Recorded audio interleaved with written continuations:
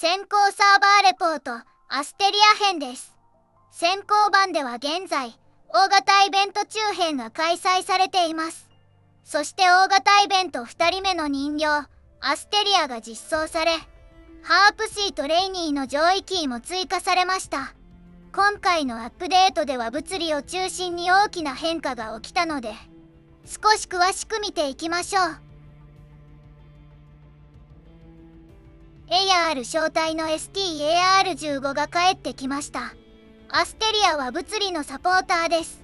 サポーターではあるのですが、回復やデバフ解除などはなく、わずかなダメージ無効化と非ダメージ軽減がある程度です。それ以外は攻撃系バフや防御系デバフが中心で、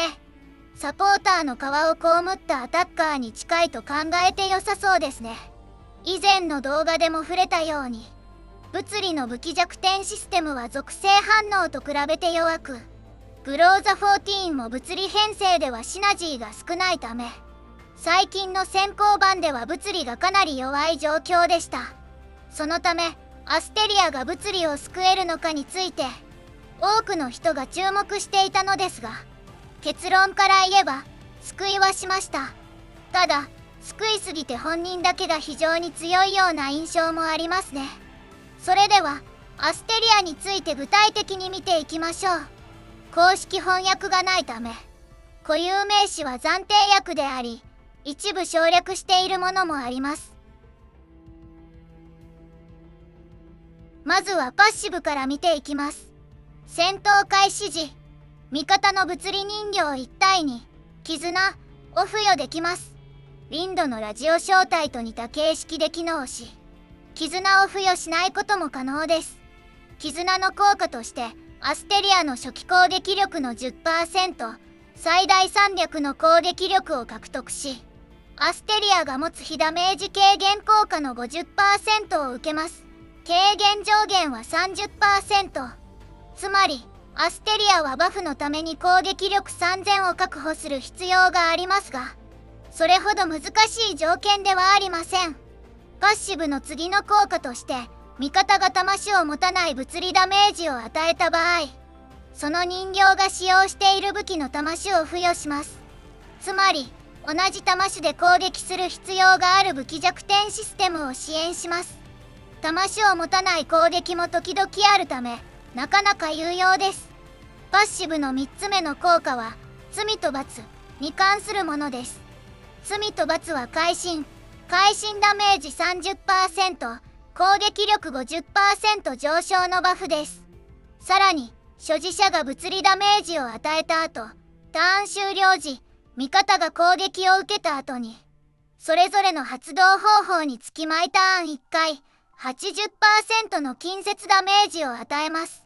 このダメージを与えた後、アステリアは SP を1ポイント獲得します。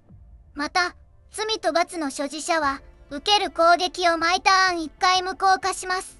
そしてウルトを使用したターンの終了時、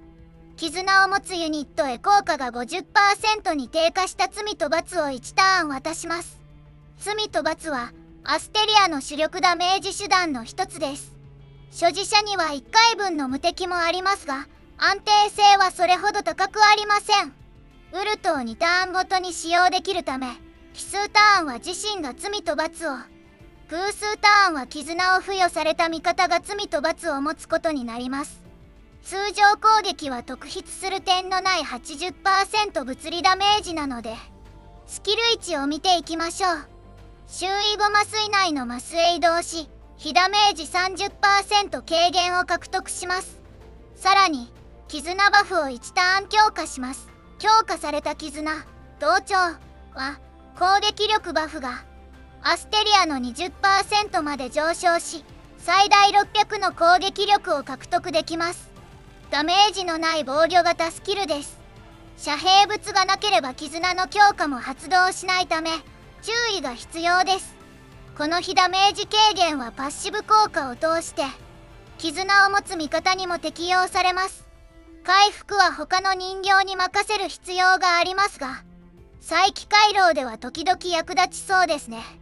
次はスキル2です。直線8マス以内のマスを1つ選択し、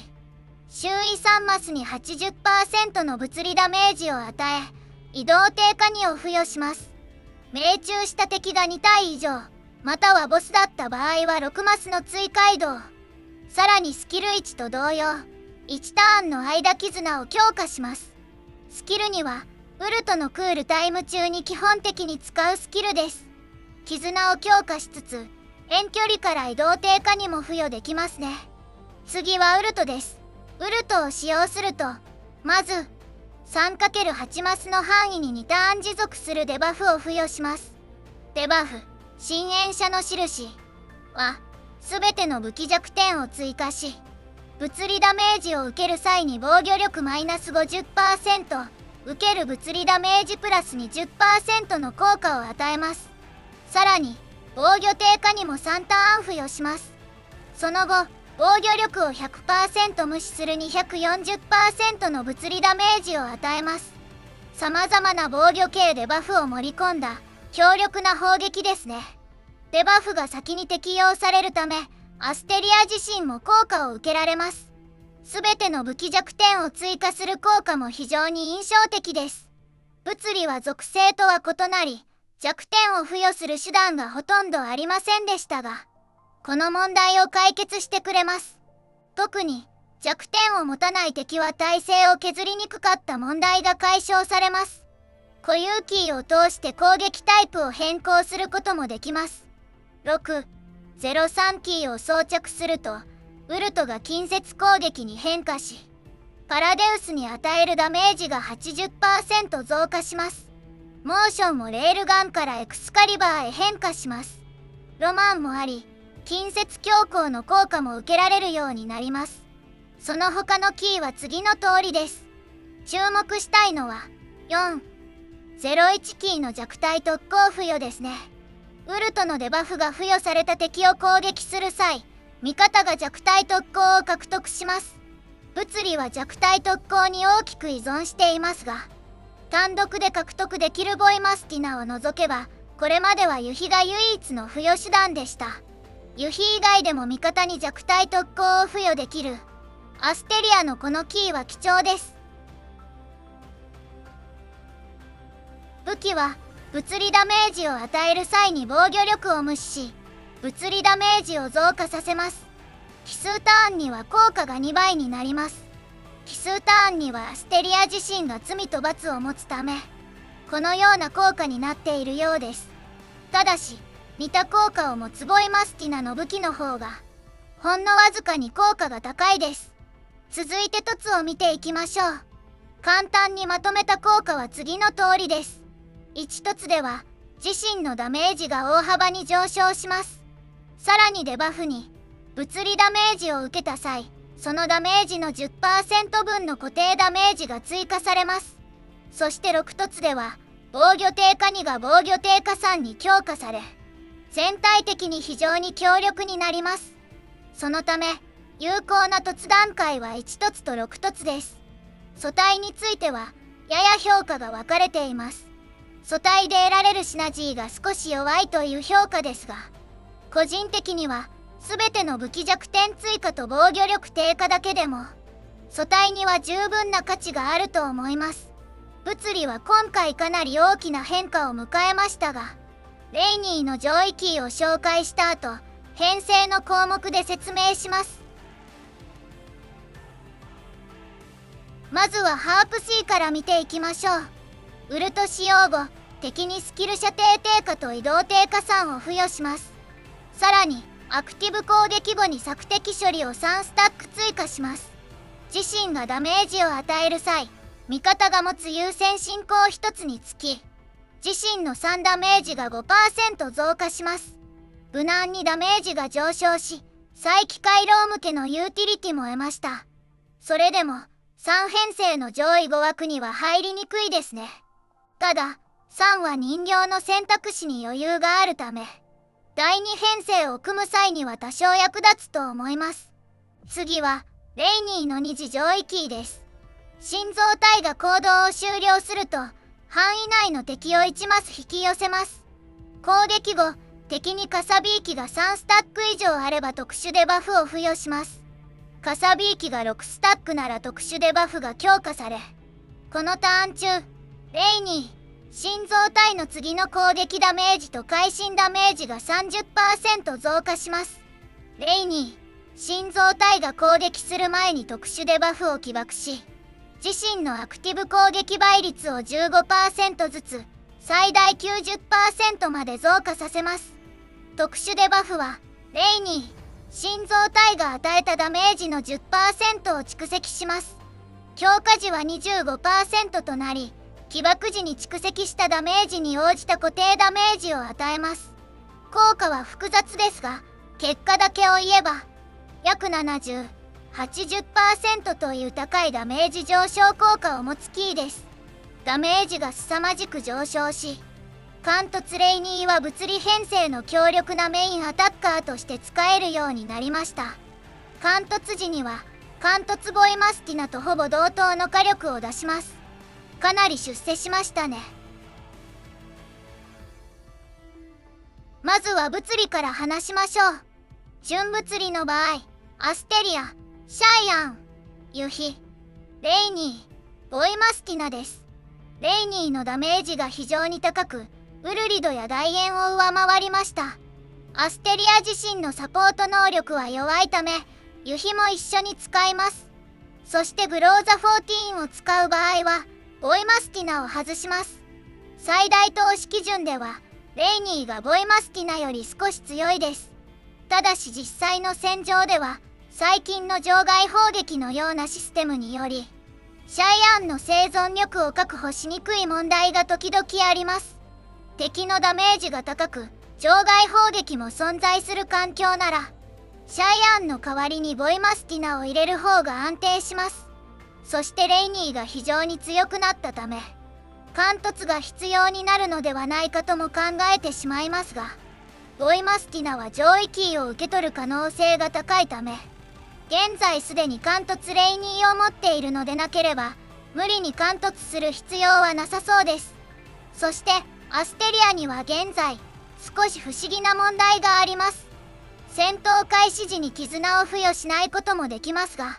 その場合、自身が継続して罪と罰を維持できます。スキル構成自体は物理人形と一緒に使うように作られているようですが、本人が効果を独占する方が強いというのは少し奇妙な感じですね。このため、他の物理人形がいなくても単独運用できます。貫突アステリアはダメージが非常に高く、傭兵枠に適しています。そのため現在は他の属性編成にも、アステリアプラスグローザ14を入れる方がダメージ面では高くなる状況です。さらに、アステリアを中心とした刀活用編成も登場しました。アステリアプラスグローザ14を基本に、セクスタンス、パエトウーサ、ローレライを入れる二次属性の刀編成や、セクスタンス、ユヒ、ウルリドを入れる形の刀編成など、近接攻撃シナジーを生かしても非常に強力な状況です。傭兵として使う場合、ダメージだけを見ればアステリアはグローザ14以上です。つまり、ダメージだけで考えるなら、どこにでも入れられる超強力な傭兵ですね。ゲーム全体では人形のパワーはおおむね緩やかに上昇してきましたが、今回は普段よりも上昇幅が大きく、コミュニティにも衝撃が走りました。ただ、個人的な結論から言えば、現状のアステリアを必須と呼ぶには少し足りないと思います。私が必須と呼ぶ人形は、クルカイ、ボイマスティナ、そして実装予定のグローザ14の3体です。高いダメージに加え、汎用性があるかを重視していますが、この人形たちは複数戦やボス戦など、様々なコンテンツで活躍します。グローザ14は単純に強いだけでなく、属性をまたいだ汎用性を持つように設計されていますね。この3体は意図的に強く設計されています。実装時期が近い他の人形よりも強力です。アステリアのスキルセットを見る限り、そこまで意図的に強く設計された人形ではないように見えるのですが、バフを独占できることが判明したことで、パワーが平均値よりさらに上がった形ですね。現在アステリアが傭兵として使われているのは、強くシナジーへの依存度が低い人形が一時的に様々な編成で使われている形だと思います。もちろん今後の人形を見守る必要はありますが、各属性に追加戦力が実装されれば自然に解消されると思います。再起回廊のような環境では使いにくい部分も多いため、現状では必須ではないと私は言いたいですね。ただし物理を主力にするなら必須と見ても良さそうです。物理の暗黒期をひとまず終わらせてくれたのは確かですから。フェアリンやコレダなど最近の人形の傾向を見ると、各属性に強力な人形を追加しているように見えます。ここから未来を少し予想するなら、各属性にこうしたハイパーキャリーを配っていく流れなのかもしれません。また最近の先行版では単純なダメージ競争以外にも、戦略性や人員配分が重要なコンテンツが登場しています。さらにコンテンツ自体もこうした高ダメージ人形を全て揃えなくても十分にクリアできるよう作られています。そのため無理はせず、好きな属性にだけ集中しながら、意図的に強く設計された人形を追加で確保するのが良いのではないでしょうか。まあ今のところは推測ですけどね。以上で今回の先行サーバーレポートを終わりたいと思います。インパクトのある性能だったので少し話が長くなってしまいましたね。シナモン砲はやはり恐ろしいです。